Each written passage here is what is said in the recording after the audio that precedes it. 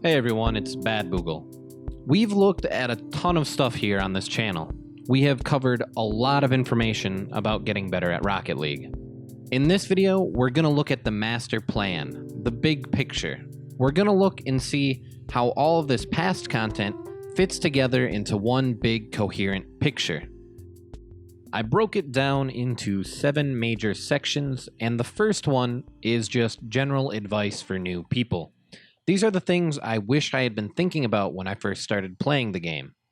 If I had thought about some of this stuff sooner, I'm sure I could have saved myself a lot of time. The second is the biggest mistakes, and I don't mean ball chasing or breaking rotation. Here I'm talking about mindsets. Without the right mindset, people will end up choosing the wrong types of practice. If you haven't seen any of my other videos, that might not make sense. How is there even a wrong type of practice? That might be something you'll ask yourself. But don't worry, I'll cover this here in detail. The third is how learning works. With the best mindset and goals, the next task is looking at how learning generally works and what we can do to make things even better when we're trying to practice. The main story here is finding our biggest weaknesses and then finding the optimal strategies to practice on them. We'll also look a little bit at some of the advantages to being older or younger when learning the game. The fourth is worries and problems. These are the common struggles. These are the things that I see people having trouble with most often. The types of things that if you go on Reddit and you look at posts, you'll probably see people trying to get help with these. And I'm not going to try to cover it too in-depth in here because I have another video that covers this section pretty well perfectly. So I don't want to re-delve into the same exact material over and over again right there. The fifth is models of improvement. These are the models for understanding how to get better. They come from sports psychology or performance psychology or developmental psychology or whatever. But these are the models for understanding how we make progress in something. And these kind of act as a bridge between all this theory that we're going to have talked about and what we can actually do in the game to get better. The sixth is practical application. And these are the things that you can actually do to improve your gameplay. These are the practical applications of all of this theory. It's stuff like drills or mindfulness meditation or mindfulness training and things like that. Now, I'm going to give some examples here in this video, but just keep in mind that their usefulness will vary with skill level, but they are pretty high-level drills, and they're probably meant for people who are champ and higher. And when I say champ, I mean champ and ones, I would guess, because these are mostly mechanical. They have nothing to do with how you position or how you work with your teammates. Finally, the seventh is resources, and this is just where I got my information from, and if you want more, these are the places you can go to find it. Alright, let's take a look at that first section. This is the general advice for new people. This is the stuff that I wish I would have known when I was starting playing. And the first thing here is the steps to learning any skill, pretty much. I just want to note that these are the steps that should be taken to learn a brand new skill. So a skill that you have no experience with and you don't really know how to do it and you think you're going to have some trouble with it. Once you've got the skill kind of learned, even a little bit, there are some principles we'll talk about in the learning section of this video that should be applied, and they will yield much more benefits in the long run. For this, what you want to do is identify the skill. So, for example, a half flip or a wave dash or something like that. And then you want to break it down into the component parts, the smaller parts that make up the whole. So you want to hold back while pushing the jump button, and then you want to push forward to cancel the flip or whatever for a half flip. And you could probably break it down more than that. But you're then going to want to practice each of those little steps one at a time, and then combine the first two, then the first three, until you can work up to doing everything at once. And then the next thing here is just the idea of getting rid of complications that can get in the way of training certain things. The basic idea here is that the real game can get pretty complicated. Normally, it's a game with 6 people, 3 on each side, and there's the ball and then all the cars. That's a lot of stuff. So, the idea here is to try to eliminate some of the extra stuff that can get in the way of focusing on trying to improve your mechanics. So, you'd want to just start with the car, and then the next step would be introducing the ball with the car, and then eventually you work up to playing with people. The next here is the idea of like a default or preferred reference frame. And this is a really simple idea. It's just going to take quite a few words to explain. So, this is the position of your car that's most comfortable. And that's usually with the nose forward and the roof of the car facing up. So, normally you're driving forward, and if you jump, the roof of your car is up. It's nice and comfortable. Right on the control stick is still turning your car right, and left is turning your car left, and they still correspond to the directions of everything on the screen. Nothing really weird about it. But then if you start going backwards, or if you come off the wall, left is up or something, and it might be to the right, and it's pretty uncomfortable. So this idea of the default reference frame, this is the thing that people use their arrow buttons or whatever to get back to it as fast as possible, so then they can control their car well in the air. There's this moment where they're not very comfortable and they're trying to get to this comfortable position. And this kind of gets in the way of controlling the car the whole time from your jump. So instead of getting to the ball as fast as possible, you're sitting there worried about trying to fix yourself first before you worry about how you can get to the ball. And that's not really the most efficient way I think it can be done. Let's move on to the second thing, the biggest mistakes that people make. And like I said, these aren't things like rotation or whatever. That's not what I'm talking about here. These are mostly just things to do with mindset and perspective. So the first one, and this goes back to an earlier video that we had, is motivation. And we talked about 2 different types of mindsets related to motivation and how people interact with difficult problems. The first was a fixed mindset, and this is the more common view, at least in older times. Nowadays, I'm sure Carol Dweck has made quite an influence on the educational scene. But this first thing, fixed, is the idea that your intelligence is fixed and that this determines how you're going to interact with all these problems. You have a set amount of brain to work with, or a set amount of power, and you can't really get better at certain things. Like you just can't. You have a fixed level of performance or something like that. And then the other one is growth. And this is the idea that you can get better and better at learning things, that you can get more experienced with how you approach challenging mental problems. And this, obviously, this is what Carol Dweck recommended from her research, the growth mindset. And she did plenty of studies to kind of show this along with her colleagues. And like I said, I've got an earlier video, and I'll probably put a little information tag right about here so that you can get linked back to that. The next of the biggest mistakes is choosing the highest gains over the best gains. And I chose this word for a good reason. So the word gains comes from weightlifting culture or whatever. And I used to browse some forums for weightlifting, and I used to kind of be into this whole thing myself. And when people say gains, they mean either getting, bigger, or being able to lift more, or being able to lift more repetitions of whatever weight. And there's this problem with beginner weightlifters where they won't focus on their form, right? And they'll end up injuring themselves later because of it. They're focused on trying to lift the most weight, trying to be the best right away, rather than making sure that they understand what they're doing and, building up the right habits. And this kind of parallels pretty well with the game. People are choosing to make the highest gains, or they're doing the things where they see the most immediate benefits. So they're grinding 2s or whatever and getting up to a point, and then, they got that rank, so much progress. But then they're getting stuck because they're not actually focusing on their weaknesses or whatever. So they're focusing on the short term rather than focusing on the long term. And that's definitely one of the biggest mistakes I think that people make.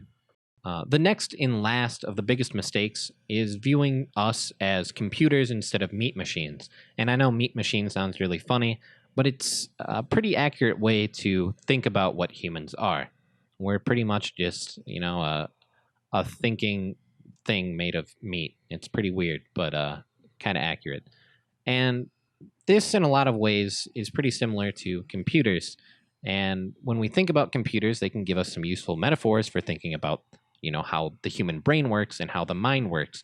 But it's pretty easy also to fall into this trap where we just view our human brain or our human experience as, through these terms that we would understand computers.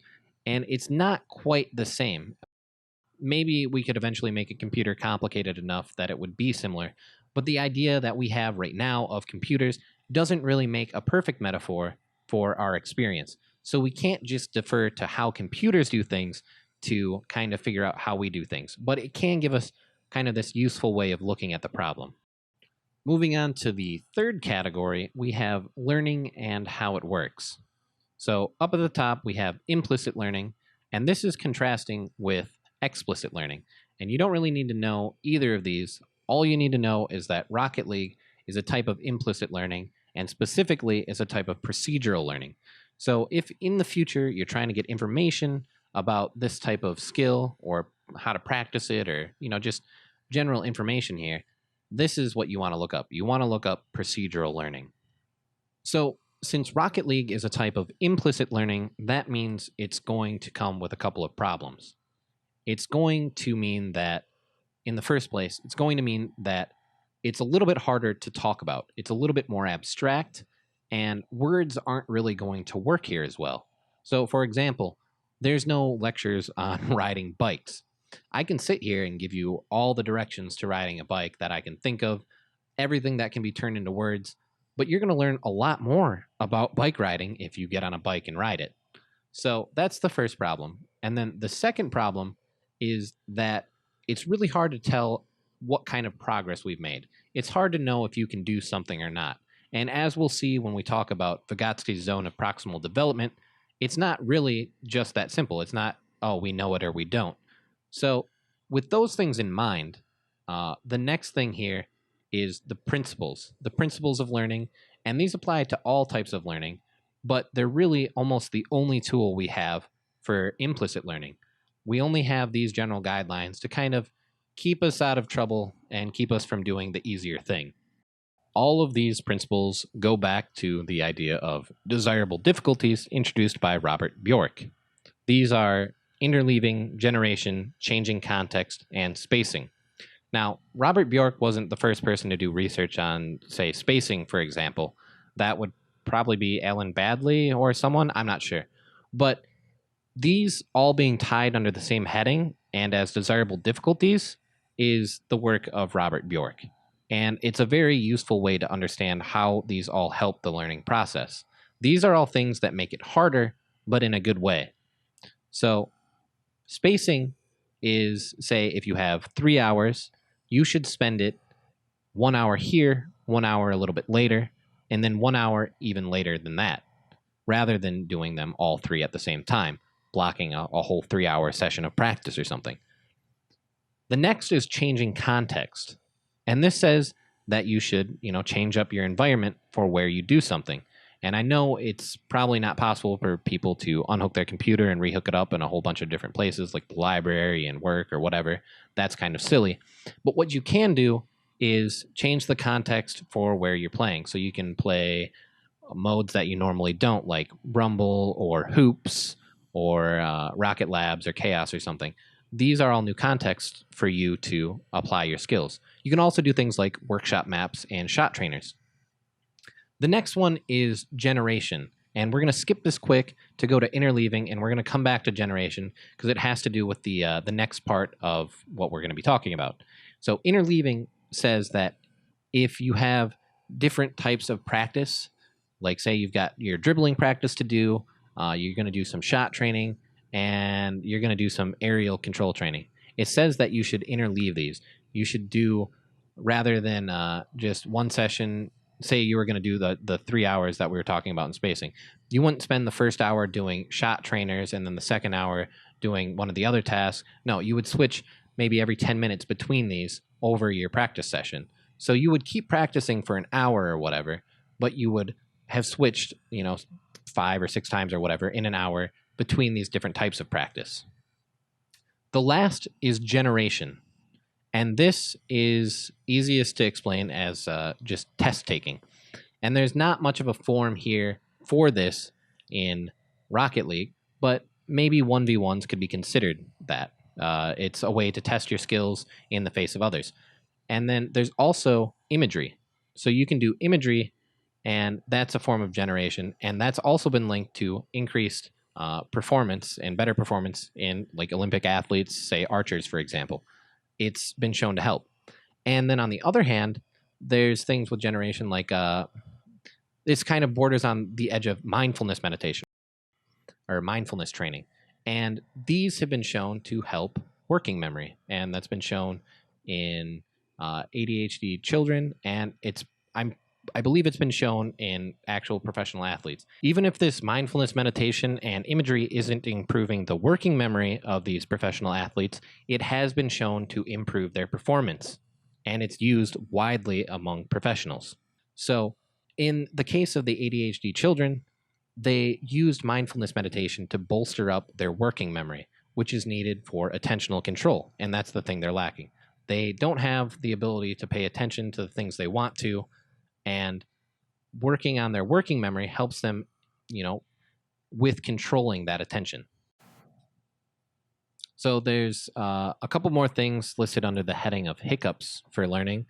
And I listed them here because they're kind of things that can, maybe get under your skin if you're not thinking about them, or they can cause other things to get under your skin if you're not keeping them in mind. So the first one is the critical period hypothesis. And this comes from language. And it's just the idea that children are way better at learning language than adults are. There's this certain age range for learning language, and you're just better at it during that time. And it kind of dwindles as you get older. And this is the same probably for Rocket League, and it's the same for other skills as well. Young children are just better at picking it up and kind of adapting to a whole new system right away. So it's kind of an interesting aside here. Back in maybe the 14th century or something, they used to think of brains as being wet or dry, and this wetness or dryness, so the wetness, for instance, would cause them to be, good at learning and ready to take in new information. And as they got older and their brain would dry out, they wouldn't do this so easily for some reason. So that's kind of a weird thing to think about, but it's pretty neat. The last one here is operational switches, and that just means switching between tasks, and that's something that happens a lot in Rocket League. And instead of using the math example that I used last time, I'll just say that it's something like when your controls change when you go from the ground to the wall, or from the wall to the ceiling, and just getting used to switching that and making that seamless in all of your control. That's the idea I want to get across here.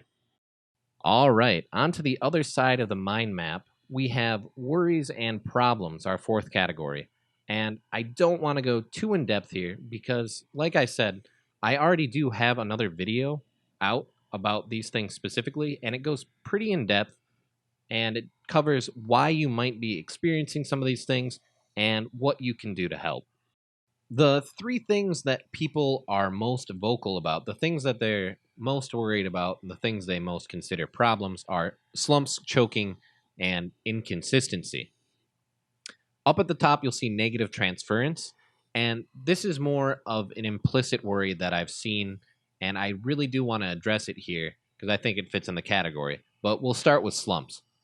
So it really sucks when you're doing a lot of practice, you're spending a lot of hours trying to get better at the game, and you just don't seem to be making any progress. Your rank's not going up, you don't feel like you're performing any better than you did before, and it's just not a good situation to be in. It feels terrible. And I don't have any special magical answers here for you. All I would say is what I've said earlier in this video. Find your weaknesses, the things you're worst at, because they are the things that you have the most room to improve on. And in addition to that, apply the general principles of learning that we talked about earlier. In case you don't remember what those things are, they're interleaving or randomizing, spacing stuff out, changing the context, and trying to use generation. The next thing that people have trouble with is choking under pressure. And this is when you're in a critical situation or the pressure's on, they need you to perform, and you can't do it. You lose your focus, or you start focusing on how you're worried, or maybe the steps of a skill or something, vocalizing them in your head, and you lose focus on the task at hand. You come out of your flow state, and you can't perform at your peak. As I kind of suggested in that description of choking, it has something to do with being able to control your attention, especially at a critical time. And that's why in the video where I talk about this in more depth, I talk a lot about attentional control theory.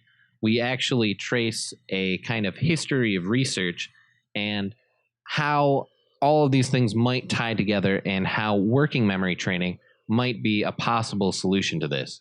And one of the things you can do to bolster your working memory is mindfulness meditation.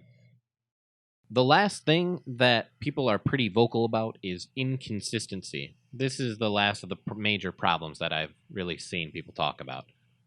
So, this is where sometimes you're doing great and sometimes you're doing bad, and it's just unpredictable how you're going to perform, and you don't know why you're not performing well all the time, and you don't know why you're performing, so poorly some of the time. This is something that could have so many different explanations. I don't really know what to say. One of the things I suggested in the other video is that people might be mistaking the benefits of blocking practice. So, doing something over and over again and getting pretty good at it in a specific context, and then not being able to apply it in their gameplay. They might be, considering themselves inconsistent in that way. But I really don't know what to say here. Lastly, I wanted to talk about this idea of negative transference. This is the worry that somehow the things you're doing right now, the learning you're doing right now, will negatively impact your performance in the future. And straightforwardly, this is, pretty obviously true, but it's definitely not the whole story. And if you let this kind of thinking control how you train, you're not going to be applying these principles that we've talked about. You're not going to be changing the context in which you play. You're going to be essentially coddling yourself. What I have in mind here are the people who won't play hoops, rocket labs, hockey, drop shot, or do anything with mutators because they're afraid that they're going to get used to this new mode and that when they go back to the standard ones, twos, or threes, they're not going to be able to perform. Their predictions are going to be wrong because they're used to this other environment and they are in now what is essentially a new environment again. But this is to deny yourself of the benefits that are pretty well justified here that we talked about that should be coming from changing your context. What you want to do is take these skills and decontextualize them, use them in different contexts so that you can make them more autonomous, so that you can make them more automatic. You can use them while you're doing other things. And these other things might be paying attention to things that could win you the game. Next up, we're now at my favorite section. We've got models of improvement.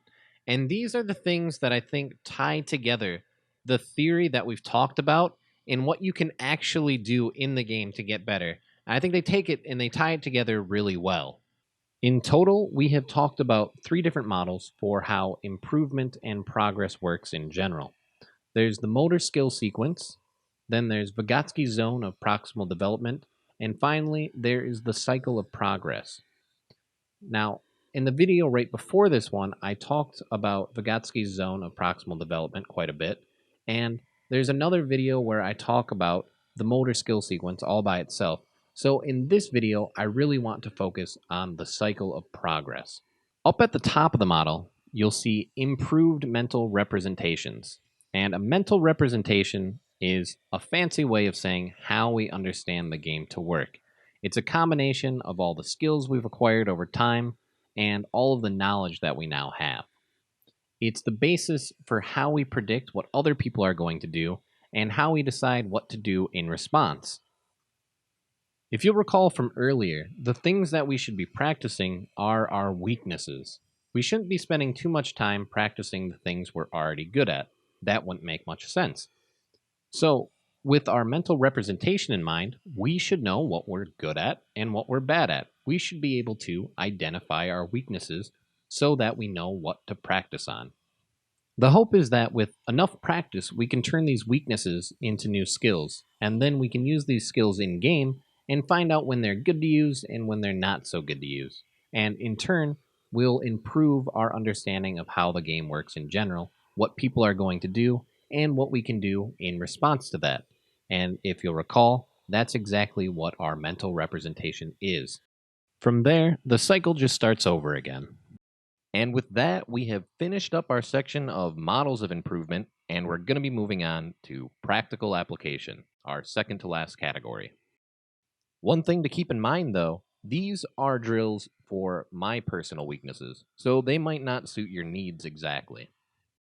Up at the top, you'll see upside down training, and this is the same as the reverse gravity training that I've talked about on this channel before. The reason for doing this training is to get you more comfortable with these normally uncomfortable positions that would be helpful for when you're trying to boost downward to fix your trajectory, say for a rebound or something that you've overshot. If you've ever messed around with the workshop maps, you'll probably know that there are obstacle courses that you can play around in. And these are where I like to do this upside down or reverse gravity training. Next up is Powerslide Training. And normally this shouldn't be a problem for anyone who's champion or above, but with my control scheme and having changed my control scheme quite a few times, I have some trouble with this. So my left bumper is bound not only to power slide, but it's also left air roll. And my right bumper is right air roll, of course. So when I'm coming in for a landing and I want to power slide, I have this problem where I need to hit both the left and right bumper if I don't want to be air rolling and end up tumbling. The drill at the top that you'll see listed for this is double button flying, and that might not sound like much of a drill, but to air roll the way I want, instead of pressing the button I want to press, I've got to release the opposite button. So it ends up being a little bit confusing, at least for me. Next on the list is wave dashing, and I'm sure everyone on this channel already knows what that is and has probably got some experience doing it. But I do think this is an important part of your skill repertoire, and because of my weird setup, I've been needing to practice this a lot more lately because I end up having to hold down 3 to 4 buttons just to do it. So, this is definitely something that you should be practicing, especially me. I should be practicing this, and I need to do it more. The last drill for power sliding is rocking back and forth. And this is a silly little drill that I've been doing, and I'm not sure what other people call it, but if you're holding power slide when you jump up and land, if part of your car is tipped a little bit, when you pop back up, the opposite side of your car will pop up. So you kind of do this weird rocking motion. I don't see this drill really paying off too much, but when you are landing by the ball and you need to go for a hit immediately after, it might come into play. So it's just something that I've been working on, and it also is helping me get a bit of a better understanding of how all the physics work together. The next thing I've been working on is backwards shots and backwards dribbling because for some reason, even though I'm well above champ, this is something I still have problems with. Here, what I've done is create a simple backwards shot trainer and a sort of 4-step progression to make it harder and harder. When you start out, you'll just have your back facing the ball, and the ball is going to go right across the net. All you have to do is drive backwards and bump it right in. The second step is to drive backwards and then flip into it. And here you can take a sort of wide angle approach and then backflip into it, or you can take a narrower approach and side flip into it, or anywhere in between.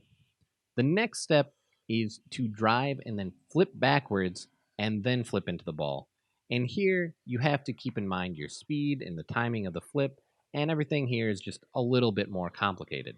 The fourth is to drive backwards and backwards wave dash into the ball. and I found this one to be by far the hardest. The next thing that I've been practicing for my backwards control is backwards dribbling. And this is something that I haven't gotten very good at yet, and I find it very hard. So, what I've been doing is going into free play, getting the ball on my head, and then doing a sort of 180 power slide, keeping the ball on my head, or at least trying, and then driving backwards with it. Unless you're squishy muffins in watching this video, all I have to say here is good luck. The last sort of training I would recommend for anyone who's trying to get better at this game, or especially anyone who's trying to become a professional at this game, is mindfulness meditation. And I know that may sound silly and mystical, but it's been used as an intervention in many sports, and it's actually been shown to be even more effective than traditional psychological skills training. And to me, that's just mind boggling how something that's so seemingly unrelated to the game can be so helpful to your performance. It's definitely no joke.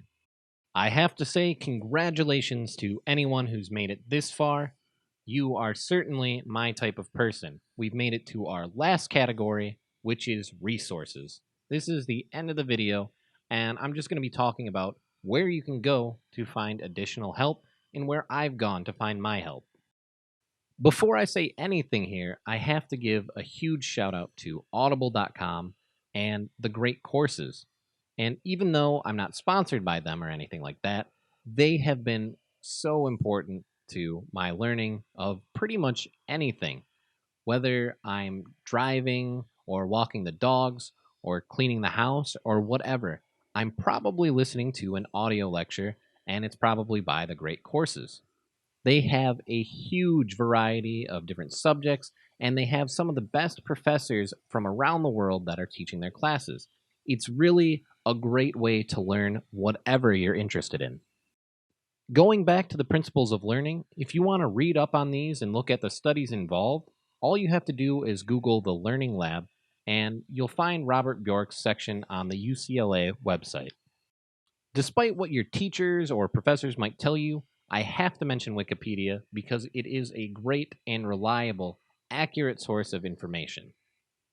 And as far as general philosophy goes, I definitely have to thank David Hume and Noam Chomsky for shaping my views on the human condition and what it really means to be human and dealing with these problems that come along with that. Of course, I have to mention Google Scholar as a great place to find any sort of research articles on whatever you're interested in. And finally, YouTube is the home of Rocket Science and Kevpert, and these two have been hugely influential to how I understand Rocket League to work and how I should train. All right, everyone, that's everything we've covered on this channel, and hopefully there's still a lot more to come. Thank you for watching. Please subscribe and like, and try to get your friends to watch this video. Hopefully we can get them a little bit better at Rocket League. Peace.